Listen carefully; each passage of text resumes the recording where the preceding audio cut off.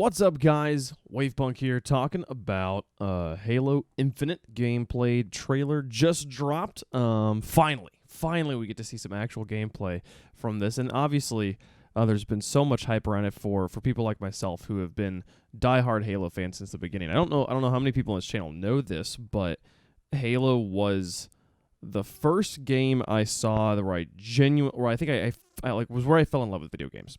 I had seen games in the time I'd spent living in Japan, just in arcades, and also with friends there who had consoles. I don't even remember what they were or what games we were playing. I remember them playing fighting games, and just being like, "Whoa!"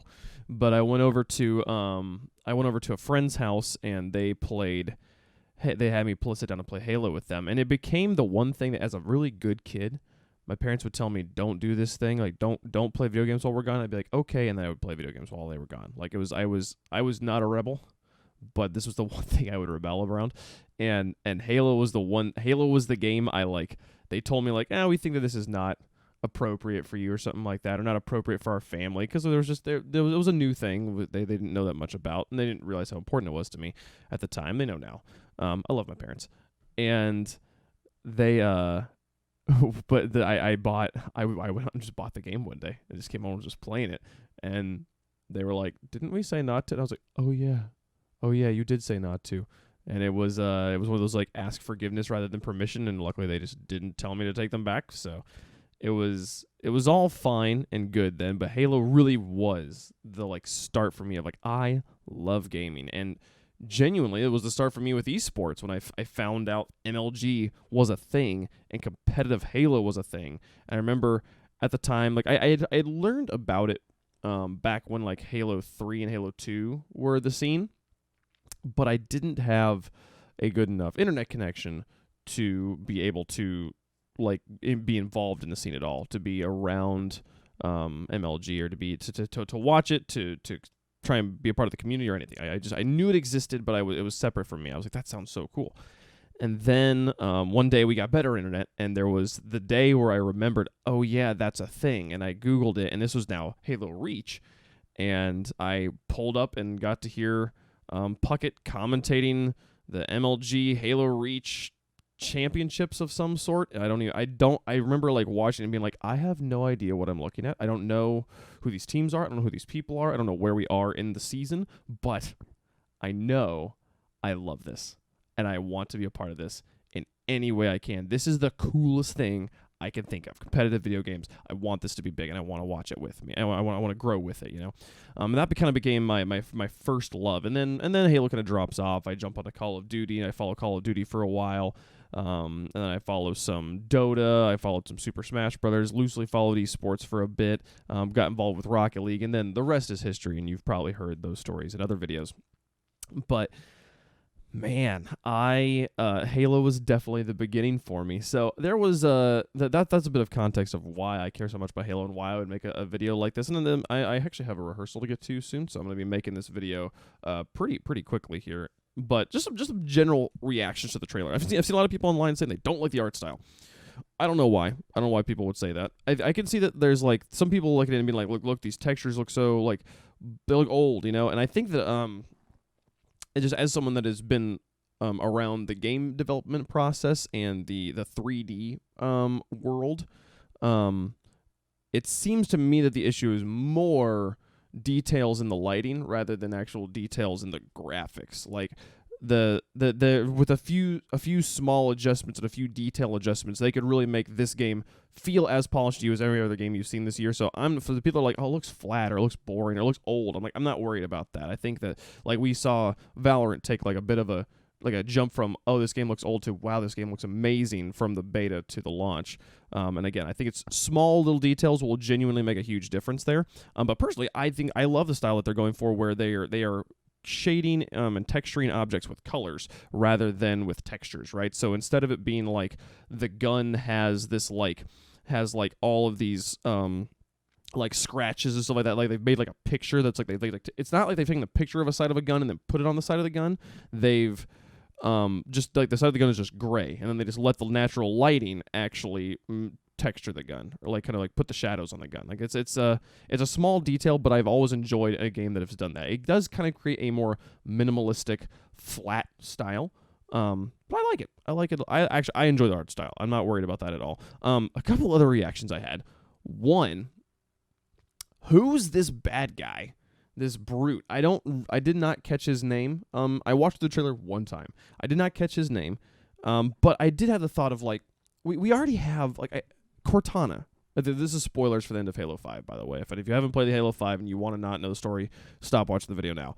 But with Cortana and with the way things end, with her creating this AI insurrection, all the understanding or the kind of the general thought was that Halo Infinite is going to be a bit of a regression back in technology because we have to, because we're at war with AI now. If we have any like large cellular network or satellite network, it's just going to become corrupted and infested with these AI that are coming in, and we're not going to be able to use it. We have to go back to like almost like a diesel punk sort of era or something like that, where everything's powered on gas and everything's powered on explosions, and we can't use electricity that much except for very, very rudimentary electronic systems. And this doesn't seem to be that. This seems like we're back at war with the Covenant again, and now they're called the Banished.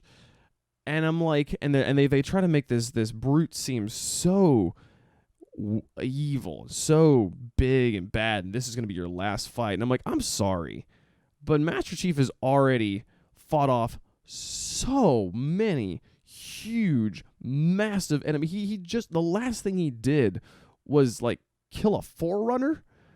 Like, I'm sorry, there's nothing you can do to make a brute, who have always been the like secondary, right? Like there's the elites, and then there's the brutes who who look up to the elites in this like, we hate you, that you're better than us, right? Why are you the special ones? Why are we not the special ones here? Why are like we're bigger and stronger than you? Or we're not bigger, they're shorter, but they're all like more muscular, and they're always like, you know, I can't believe that I have to look up to you elites, you know, like I feel like the second class citizens of the Covenant. And the idea that like now one of them's in charge, and that I'm supposed to, as a player, look at him and be like, oh, he's the real big bad guy. There's just nothing, I can't think of anything they could possibly do that will make me fear him more than I feared the antagonists in Halo 4 and 5, right? Halo 5 is be fighting against Cortana, who is wielding Forerunner wardens at me. I'm like that, like, I'm sorry, that's more intimidating than anything you can do with a brute. So it's weird to me that I assume Cortana and the AI situation comes into the story. They have to resolve that story, right? And I would prefer that to be the main bad guy. It's just weird to me that we're going to have this new guy, which maybe if you've read the books, I have not read all the Halo books. Maybe if you've read the books, you know who this person is. This brute is. But to me, it's like they're inventing a new bad guy for us to fight.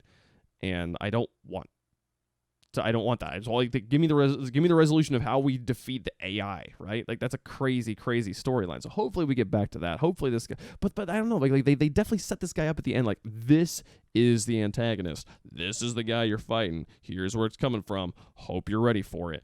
And yeah, I'm a little like about that. Like, you have like Halo 5 ended on a cliffhanger. Don't give me a new bad guy at the beginning of Halo Infinite. So we'll see. We'll see what happens with that. The one that I was surprised with, that I haven't seen online, is people complaining about Bloom. Of all the people, of all the gaming communities, the Halo communities, the one community I expected to really go about the fact that there was Bloom in the video, and a lot of it looked like the Halo 5 style of shooting, which was generally pretty good. And it's definitely not as bad. Like the DMR Bloom didn't look like Halo Reach level. Like, if I keep tapping, it gets wider and wider and wider, right? It did look like very much just like no, you have to pace your shots like this. And it could be like you literally can't shoot until the Bloom comes back down, at which point it's just a visual aesthetic and it's fine. But that was a little bit disappointed of like, come on, just like, you know how your community feels about this. Just don't even put it in at all. Just have the reticle sit still. It's easy, right? But new weapons look cool. I am definitely there was part of me that like, he picked up the shotgun, and he's like, it looked like a judge from Valorant, and I'm like, no, I want the like long gun version from Halo before. But I'm also totally okay with us iterating on guns. There was a few new ones that we hadn't seen before, and so I love that they're taking the time to iterate on old ideas and kind of give us new things. The weapon balancing in Halo has almost always been really good, and I'm always excited to see what the new iterations are and to hear new sounds. The sounds have this very kind of they're iterating on the Halo 5 aesthetic of you have of like kind of like weird pops and clicks more than bangs. And I'm kind of with it. I'm kind of cool with it. So I thought the game looks beautiful. I like the weapon play looks fun. The new animation for shields is kind of cool. I enjoyed the relationship between Chief and the pilot. And I think that'll be a lot of fun to lean into. It's interesting to me, like the idea that the moment he really lost Cortana was the end of Halo 5, and the beginning of Halo 6 is him like we're gonna go do this together, like you and me, like he's like I need somebody because like I can't be alone. It's funny the idea of like Chief, this like the epitome of human strength, feeling alone, right? Because he obviously does. So he finds another human contact and he's like, cool, let's you're my person now. So yeah, those are all. I think that's all my ideas. I don't know. Let me know in the comments if you enjoy the trailer. And I'm really excited about multiplayer, which is the thing most of us are here for. So, but I have like the Halo campaigns is one of the only games I actually play the campaign through. So I'm definitely excited to get through this one. So Halo Infinite looks good. Really hoping they do iterate. Oh, the last idea I had. It's Halo Infinite, right? They're trying to, as far as I can tell, from everything I've read, there was Halo 1 through 5, there was Halo Reach, right? There was and then we have Halo Infinite, which is like there's no longer gonna be a number. We're never gonna have Halo 6, it's just Halo Infinite. Like we've had like the 1 to 2 to 3 to 4 to 5 to Infinite. This one just goes on for forever, right?